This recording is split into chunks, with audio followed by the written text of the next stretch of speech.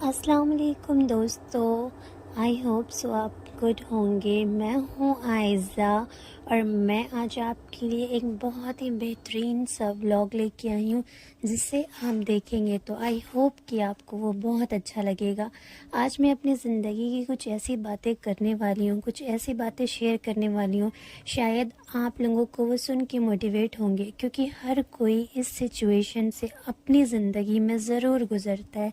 हर कोई की लाइफ में एक ऐसा फेज़, एक ऐसी सिचुएशन ज़रूर आती है जब उसे नहीं समझ में आता है कि क्या करना चाहिए और क्या नहीं करना चाहिए, क्या सही है क्या गलत है।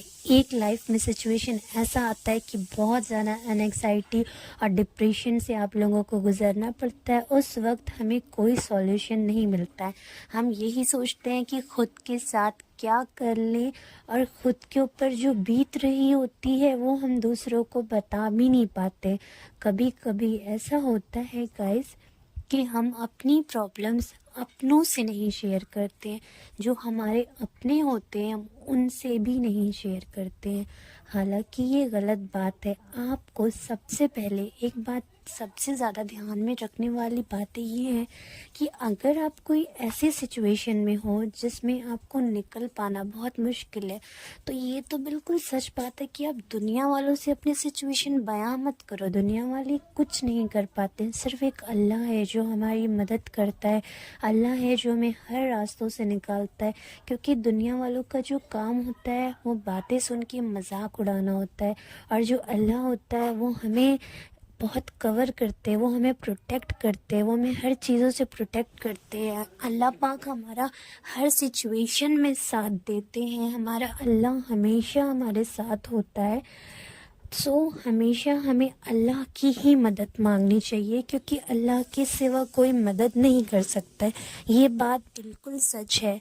लेकिन दोस्तों, मैं आपको एक बात ये बताना चाहती हूँ कि अगर आप कोई ऐसे फेज़ में हो जहाँ डिप्रेशन आपको चारों तरफ से घेर चुका है, उस मोमेंट पे आप कोई अपने दोस्त, कोई अपने करीबी, जैसे कि आपके हस्बैंड हो गए, आपके मम्मी पापा, सिस्टर, ब्रदर, आपके फ्रेंड्स, किसी से आप अपनी बातें शेयर करो। आप अपनी जो आपके क्लोजेस्ट हैं उनके लिए टाइम निकालो। ये मत देखो कि वो आपके पास मैसेज करे, वो आपके पास कॉल करे, वो आके बैठे, वो आके बताए, वो आके हाल चाल ले तो ही हम उसको अपना हाल बताएं। जी नहीं, अगर आप उनको खुद से पहल करो, खुद से बातें बताओ, जो आपके साथ हो रहा है वो ना सही, अगर आप सूटेबल नहीं हो तो वो ना सही, लेकिन अपनी ज़िंदगी की बातें करो, उनसे अपनी कुछ दिल हल्का करो, तो आपको बहुत अच्छा फील होगा। आपको इन सारी चीज़ों से अच्छी फील होंगी, आपको थोड़ी फीलिंग्स जो है अच्छी आएंगी। क्योंकि एक ऐसा लाइफ में सिचुएशन सबकी आती है कि सबके लाइफ में अप्स एंड डाउन्स होते रहते हैं। कोई ये नहीं कह सकता है कि मेरी लाइफ बिल्कुल परफेक्ट है। आपको ऐसा लगता है कि अगले की लाइफ बहुत ज़्यादा परफेक्ट है।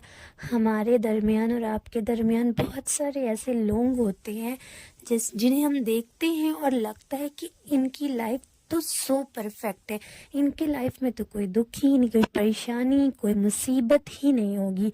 हम ऐसा सोचते हैं ना, क्योंकि हम उनको उस वे में देखते हैं। पर उनसे पूछो कि उनकी लाइफ में क्या चल रहा होता है, ये सिर्फ वो जानते हैं। जैसे कोई आपके बारे में भी तो गुमान रखता होगा कि अरे यार, ये तो बहुत खुश रहती है, ये तो बहुत मज़े में रहती है, ये यूट्यूब पे वीडियोस डालती है, ये अपने हस्बैंड के साथ घूमती है, इसकी ज़िंदगी कितने मज़े की है, इसको ज़्यादा काम नहीं करना पड़ता है, इसके ससुराल वाले बहुत अच्छे हैं। हर कोई आपके बारे में ऐसा गुमान रखता है, क्योंकि वो जैसा देखते हैं वैसा वो गुमान रखते हैं।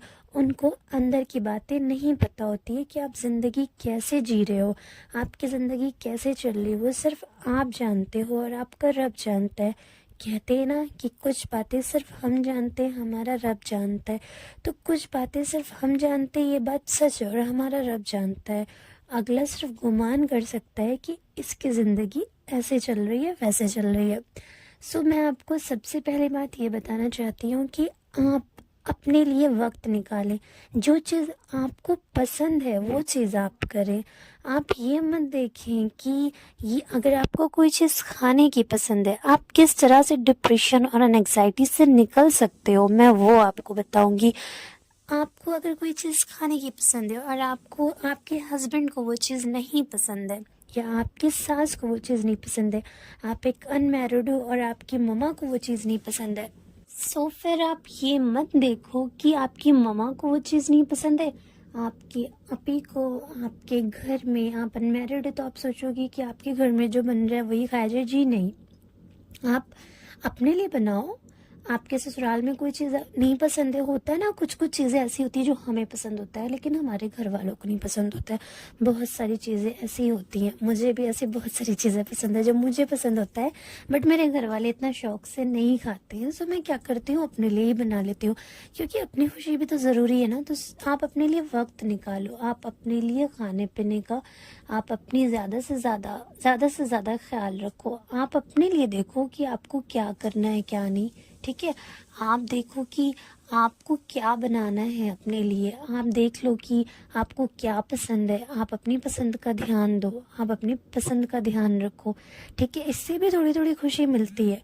और अगर आपको कुछ खाने का मन हो रहा है तो अच्छा से बना के खा लो, मूड भी अच्छा हो जाएगा। और आप डिप्रेशन से निकलने के लिए एक और मैं बहुत अच्छी बात ये बताऊंगी कि आप वो चीज़ें करो जो आपको लगे कि हाँ इससे रिलीफ मिल सकता है, इससे मेरी टेंशन दूर हो सकती है। जैसे कि मुझे बुक्स पढ़ना बहुत पसंद है, पर्सनली मुझे नॉवेल्स पढ़ना बहुत ज़्यादा पसंद है। तो मैं क्या करती हूँ, नॉवेल्स वगैरह पढ़ लेती हूँ। जब मुझे डिप्रेशन ऐसा होता है, मैं एक दिन एक अलग से वीडियो बनाती हूँ, या मैं आपको अपनी पूरी फुल कहानी सुनाऊंगी। अब ये तो बहुत ज़्यादा लंबी हो जाएगी अगर इसमें मैंने सुनाने लगी, लेकिन हाँ, एक दो बातें ज़रूर बताऊंगी, एक दो छोटे से किस्से ज़रूर सुनाऊंगी इसमें। सो आपको बुक्स पढ़ना पसंद है तो आप बुक्स पढ़िए, टाइम निकालिए अपने लिए, और बुक्स पढ़ेंगे तो आपको और अच्छा फील होगा, आपको और ज़्यादा अच्छा लगेगा। बुक्स आप निकालेंगे तो, बुक्स आप पढ़ेंगे तो आपको और अच्छा लगेगा। आप कलरिंग बुक्स आती है जिसमें हम कलर्स करते हैं, आप उसमें कलर करिए, उससे भी ज़्यादातर ध्यान आपका बहुत, आप थोड़े बहुत कलर्स रख लीजिए, बहुत अच्छा सोर्स है ये अपनी एंग्जाइटी को दूर करने का। आप कलरिंग बुक ले आइए और उसमें आप कलर्स करिए, इससे आपका ध्यान भी, जो आपका दिल बहुत घबरा रहा होता है वो थोड़ा सा कन्वर्ट होगा, ज़रूर होगा, ठीक है। मेरी बात मानिए और आप ये सारी चीज़ें करके देखिए, ज़रूर आपको इससे बहुत ज़्यादा, बहुत, आप मुझे थैंक यू आके बोलोगे। मैं जो जो बात बता रही हूँ अगर वो आप कर लिए तो, ठीक है। फिर आपने क्या करना है कि आप अपने लिए वक्त निकालिए। आपको जिम जाना पसंद है तो आप जिम करिए, अपना माइंड कन्वर्ट करिए, ठीक है। अगर आपको कुछ अच्छा खाने का मन हो तो अच्छा खाना बनाइए। अगर आपको अच्छी अच्छी बुक्स पढ़ने का दिल चाह रहा हो तो आप अच्छी अच्छी बुक्स पढ़िए। और अगर आपको कोई ऐसे काम करने से जैसे सुकून मिलता है तो आप वो काम करिए। आप थोड़ा सा बच्चा बन जाइए, कोई नहीं यार, ऐसा होता है, चलता रहता है, उम्र ही तो है, थोड़ा बच्चा बन जाइए, थोड़ा गेम्स वगैरह खेल लीजिए, इससे भी आपका दिमाग कन्वर्ट होता है। लेकिन मैं समझ सकती हूँ कुछ लोग डिप्रेशन और एंग्जाइटी के उस फेज़ पे होते हैं जिनको कितना भी अगर आप अपना ध्यान उस बात से हटाने की कोशिश करेंगे, जैसे कि मैं बता रही हूँ कि अगर आप कोई एक चीज़ सोच रहे हो कि मुझे ये बीमारी हो गई है, आप उसके बारे में सोचे जा रहे हो, सोचे जा रहे हो, सोचे जा रहे हो, ठीक है। आप कितना भी उस चीज़ से अपने आप को हटाने की कोशिश करोगे लेकिन ध्यान नहीं हटता है, ये बात बिल्कुल सच है, क्योंकि हर कोई लाइफ की इस फेज से ज़रूर निकला होता है।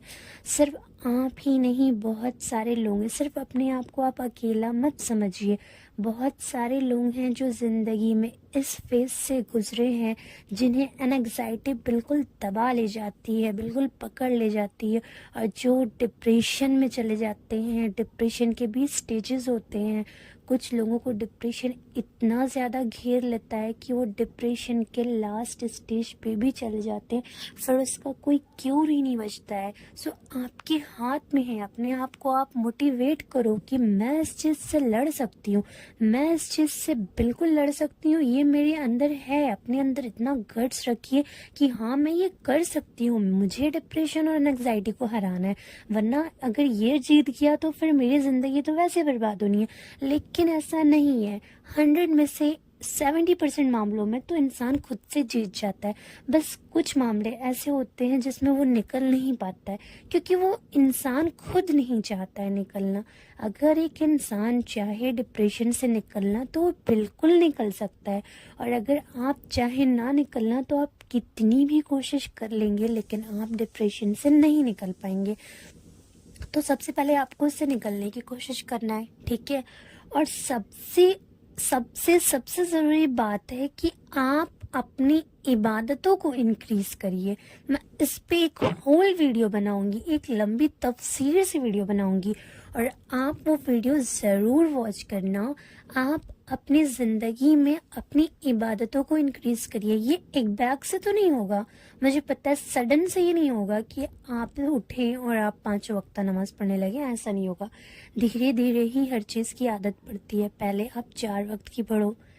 मैं ये नहीं कह रही हूँ, मैं ये सजेशन नहीं दे रही हूँ कि आप 4 ही वक्त की पढ़ो। मैं ये कह रही हूँ अगर आपसे नहीं हो पा रहा 5 वक्त की, पहले कुछ कुछ करके स्टार्टिंग करो, फिर आप इंशाअल्लाह धीरे धीरे आपको आदत पड़ेगी और आप नमाज पढ़ने लगेंगे। और जब आप नमाज पढ़ने लगेंगे तो सारा सुकून एक तरफ, और वो नमाज का सुकून एक तरफ होता है। और अगर आपको अपनी ज़िंदगी में आप चाहते हो डिप्रेशन आए ही ना, डिप्रेशन आपके लाइफ में एंटर ही ना करे, तो आप एक पेज ही सही, एक पेज ही सही, मैं ये नहीं कहूँगी कि आप एक पारा पढ़िए, लेकिन कुरान शरीफ ज़रूर पढ़ा करिए। आपसे जितना हो सके उतना पढ़िए। अब आप ये ना सुन लीजिएगा कि आयशा ने एक पेज बोला है तो एक ही पेज पढ़ो, जी नहीं। मैं ये कहना चाहती हूँ कि आपसे जितना हो सके आप उतना कुरान शरीफ की तिलावत करिए। कुछ लोग ज़्यादा नहीं पढ़ पाते हैं, ज़्यादा नहीं टाइम होता है, तो आप कम से कम पढ़िए, लेकिन पढ़िए ज़रूर। मेरी लाइफ में भी ऐसे बहुत सारे मोमेंट्स आए, जिनमें से एक वक्त ऐसा आया था कि मैं बहुत ज़्यादा डिप्रेशन में थी। ऐसे तो बहुत बार हुआ है, लेकिन एक छोटा सा आपको मोमेंट मेरी लाइफ का एक किस्सा बता रही हूँ। मैं इतनी ज़्यादा डिप्रेशन में थी कि मुझे समझ नहीं आता था मैं क्या करूँ। मैं उस चीज़ को लेके बहुत परेशान रहती थी जो मेरे साथ हो रही थी, ठीक है। मेरे साथ जो चीज़ हो रही थी, मैं अपनी बात बता रही हूँ आपको, ये लगभग 2022 की बात है। मैं अपनी खाला के वहाँ घूमने गई थी, तो जब मैं घूम के आई तो मेरे कान में सीटियाँ बजने लगीं, और वो कान में जो आवाज़ होती थी वो सिर्फ मुझे सुनाई देती थी और किसी को नहीं सुनाई देती थी। मेरे घर में मैं सबको बताती थी, सब लोग कहता था, हंसता भी था सब लोग कि यार इसके कान में सीटियाँ बज रही है। अब डॉक्टर को भी दिखाया, डॉक्टर ने कहा कि हाँ ये कान में जो सीटियाँ बजती है इसका कोई इलाज नहीं है। मैं और टेंशन में आ गई कि इसका कोई इलाज नहीं है। उन्होंने बोला हाँ इसका कोई इलाज नहीं है, और मेरा सारा फोकस उस सीटी पे होता था कि मुझे कुछ भी नहीं सुनाई देता था, मुझे कुछ समझ में ही नहीं आता था। इधर गाने बज रहे हैं, इधर कुछ हो रहा है, इधर नाच चल रही है, कुछ भी हो रहा है, मुझे सिर्फ वो सीटी सुनाई देती थी। मैं इतना ज़्यादा उस चीज़ को लेके परेशान थी। मैंने 1-2 महीना, बहुत ज़्यादा 1-2 महीना कुछ होता है, एक ही चीज़ को लेके झेलना बहुत बड़ी बात होती है। मैंने बहुत झेला 1-2 महीना। उसके बाद धीरे धीरे धीरे धीरे धीरे धीरे मैंने अल्लाह से दुआ मांगी। मैंने बहुत सारी दुआएं मांगी कि मेरी ये मसले दूर कर दीजिए, ये मसले दूर कर दीजिए। तब मैं 5 वक्ता नमाजी नहीं थी, मैं कोई चीज़ झूठ नहीं बोली हूँ, तब मैं 5 वक्ता नमाजी नहीं थी। लेकिन मुझे अल्लाह पे पूरा यकीन था कि अल्लाह मेरी ये प्रॉब्लम ज़रूर दूर करेंगे। और देखिए, जिस चीज़ का डॉक्टर ने बोला था इलाज भी नहीं है, वो बीमारी मेरी अपने आप दूर हो गई। मीन्स जो मुझे कान में सीटियाँ सुनाई देती थी, फिर वो मुझे सुनाई नहीं दी, या मैं उसको नोटिस कर रही थी तब वो मुझे सुनाई दे रही थी। मीन्स मेरा ध्यान ही उसके तरफ से हट गया। आज भी मैं 2 साल हो गया, आज भी मैं जब ध्यान लगाती हूँ तो मैं सोचती हूँ अरे यार उस वक्त भी ऐसे ही आवाज़ होती थी। मैंने इस चीज़ को इतना ज़्यादा हाइप क्यों बनाई हुई थी इस चीज़ की, मैं इस चीज़ के बारे में इतना क्यों सोचती थी कि मेरे कान में सीटियाँ बजती हैं। आज भी आप शांति में बैठिए, ठीक है, और अपने दोनों का एकदम आप कोई चीज़ ध्यान लगा के अपने कान की तरफ सुनिए, तो कान में ऐसे लगेगा कि कुछ साएं साएं बज रहा है, लेकिन वो कुछ भी नहीं होता है। वो हमारी बॉडी की, वो मेरे माइंड की, वो मत कान की खुद की आवाज़ें होती हैं। मैं आज सोचती हूँ तो मुझे खुद पे बहुत वो होता है कि मैंने कैसे इतना ज़्यादा सोच रखा था इस चीज़ों के बारे में, मैंने कितना हाइप बना ली थी। और अब मैं माशाल्लाह बहुत सही हूँ, अब मैं इन चीज़ों से बहुत दूर हूँ। सो बहुत बहुत शुक्रिया सिर्फ़ और सिर्फ मेरे अल्लाह का और सबसे बड़ी बात कि मैं आपसे ये कहना चाहती हूँ कि अगर आप किसी चीज़ की हाइप बनाओगे, उस चीज़ को अपने ऊपर हावी करोगे तो वो हावी होगा। उस चीज़ को आप जितनी ज़्यादा पॉजिटिव थिंकिंग रखोगे उतना आपके साथ पॉजिटिव होगा। आप जितनी नेगेटिव थिंकिंग रखोगे उतना आपके साथ नेगेटिव होगा। सो आप किसी चीज़ को लेके परेशान ना हो, हाइप मत बनाओ, ठीक है। मेरे साथ भी ऐसे बहुत सारे मसले हुए हैं, मैंने सिर्फ एक छोटा सा मसला आपको बताया। आई होप अगर आपको मेरी वीडियो अच्छी लगी हो, थोड़ा सा भी पसंद आया हो। मैं बहुत रिच घर की नहीं हूँ, सो मेरे व्लॉग्स बहुत रिच वाले होंगे, ऐसे नहीं है। मैं नॉर्मल अपने घर में जो काम करी थी वही मैंने व्लॉग्स में दिखा दी और अपनी कुछ बातें आपसे शेयर की। आई होप अगर मेरा व्लॉग आपको अच्छा लगा होगा तो लाइक, शेयर एंड सब्सक्राइब ज़रूर कर दीजिएगा। इंशाअल्लाह ताला ऐसे ही कंटेंट लेके मैं और आऊँगी और अपने दिल की बातें आपसे शेयर करूँगी और अपने बहुत सारे किस्से आपसे शेयर करूँगी, जिसे सुन के आपको रिलीफ भी मिलेगा। आप सोचोगे कि हाँ, आपके जैसा भी कोई है और आप अकेले नहीं हो। एंग्जाइटी, डिप्रेशन हर किसी पे आता है, बस उसे हैंडल करने का तरीका होना चाहिए। आप उसे एक बार हैंडल कर लेंगे फिर वो आपको नहीं परेशान करेगा और आगे चल के आएगा भी तो आपने हैंडल किया होगा, तो आपको ऑलरेडी उसकी आदत पड़ चुकी होगी ना, तो फिर आपको वो परेशान नहीं करेगा। सो प्लीज़ वीडियो को लाइक, शेयर एंड सब्सक्राइब ज़रूर करिएगा। मिलते हैं नेक्स्ट वीडियो में इंशाअल्लाह ताला। So stay tune and bye bye. दिल से याद रखिएगा मुझे, अपनी ढेर सारी दुआओं में मुझे याद रखिएगा। आपकी दुआओं की मुझे बहुत ज़रूरत है। आपकी आयज़ा फिर आएगी एक और वीडियो लेके, तब तक के लिए अल्लाह हाफ़िज़।